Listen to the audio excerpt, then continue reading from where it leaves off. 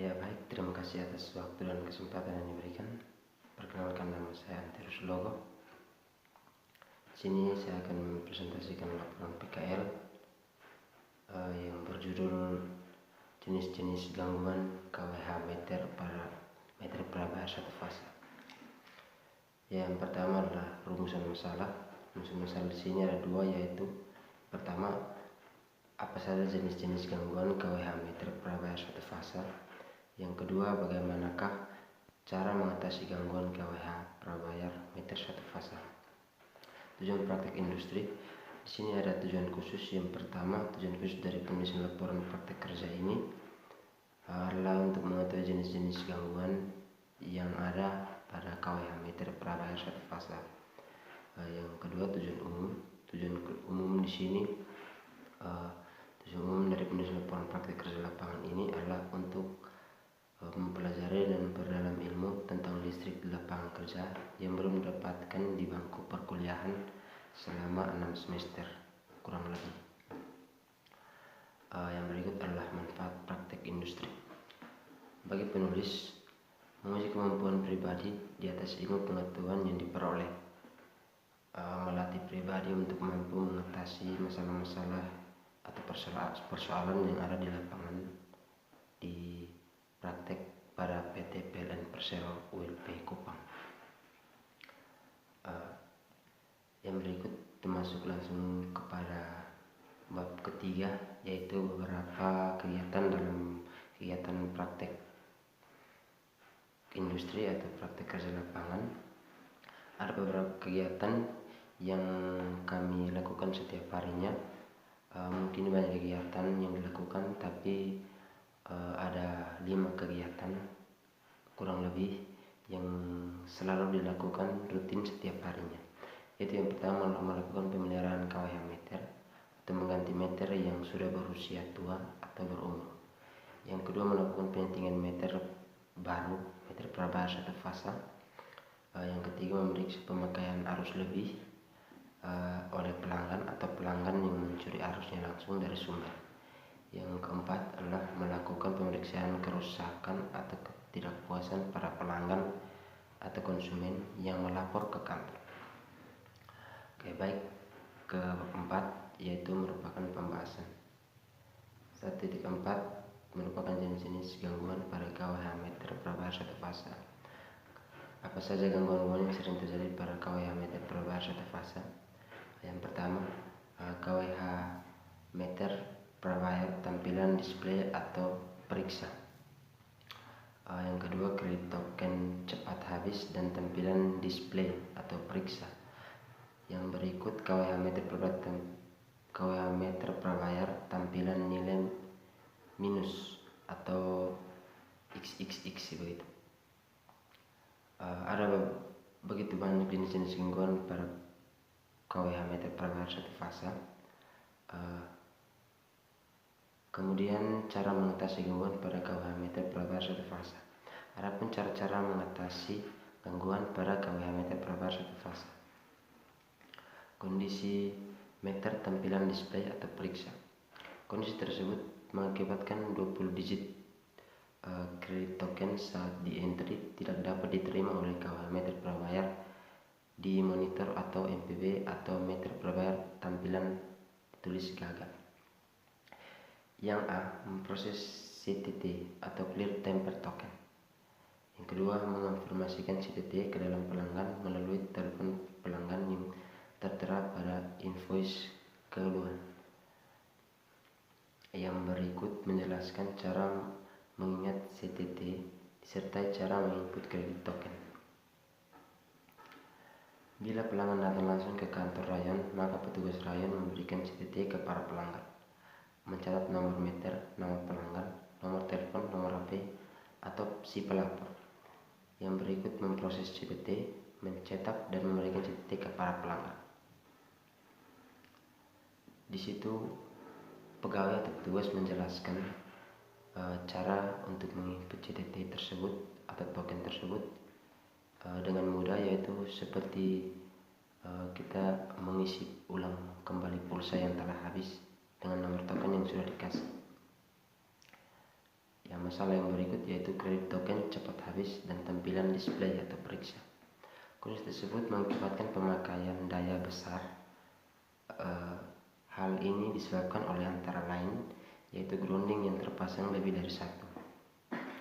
Yang kedua, kawat netral dan ground dikoppel dan pengaman utama dikoppel atau kawat netral dan ground dikoppel pada EML.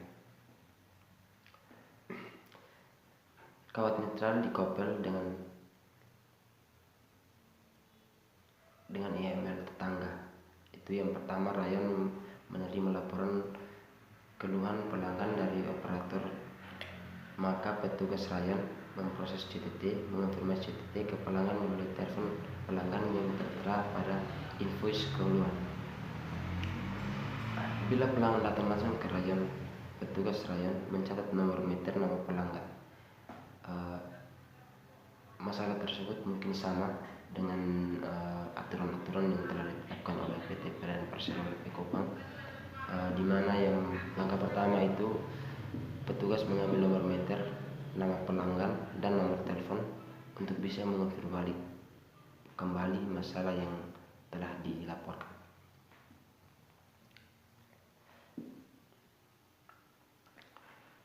Pada masalah-masalah tersebut sering kami temukan di lapangan, yaitu seperti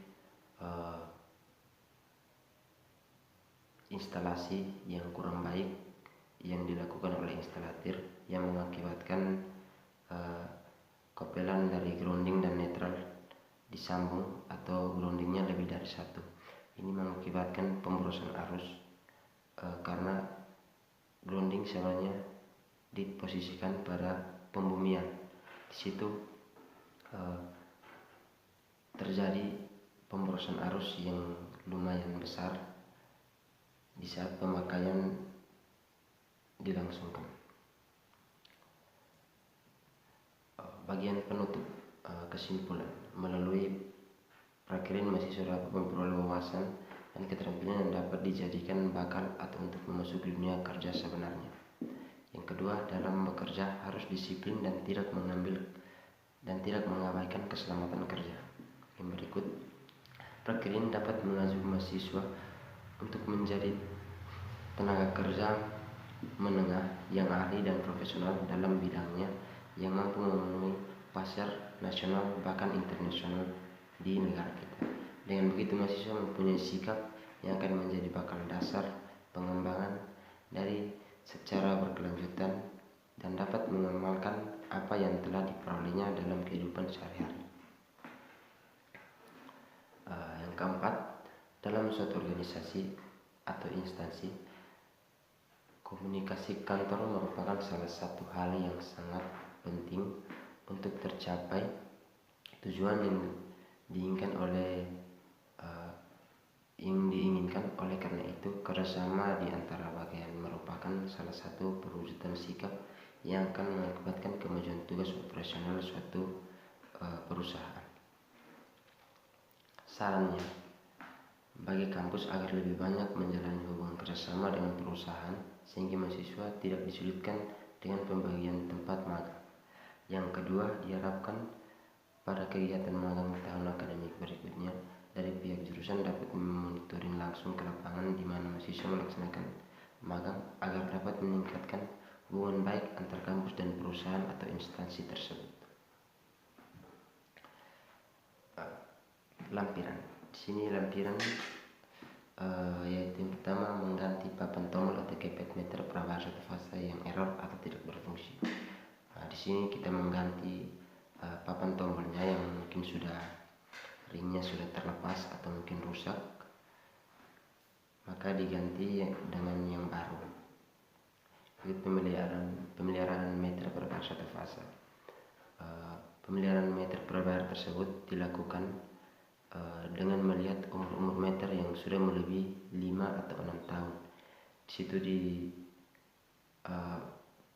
melakukan pemeliharaan agar menjaga keselamatan konsumen sendiri. Penyetingan meter prabahasa satu fase dilakukan sebelum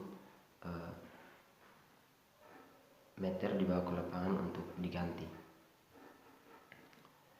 Pemeriksaan tegangan dan beban para pelanggan ini sering dilakukan untuk menjaga pemakaian pelanggan atau kepuasan pelanggan tersebut, supaya dalam pemakaiannya pelanggan cukup puas dan juga terhindar dari korsleting.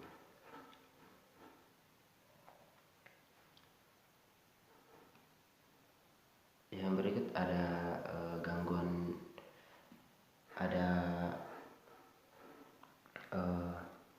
arahan atau acuan gangguan KWH meter per bar satu fasa yang ditulis langsung oleh atau yang dikasih langsung oleh PT PLN. Di sini sudah ada status tampilan LCD dan informasi.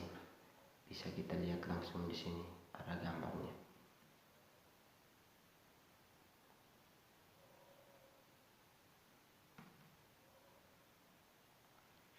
Oke, baik, terima kasih atas perhatiannya.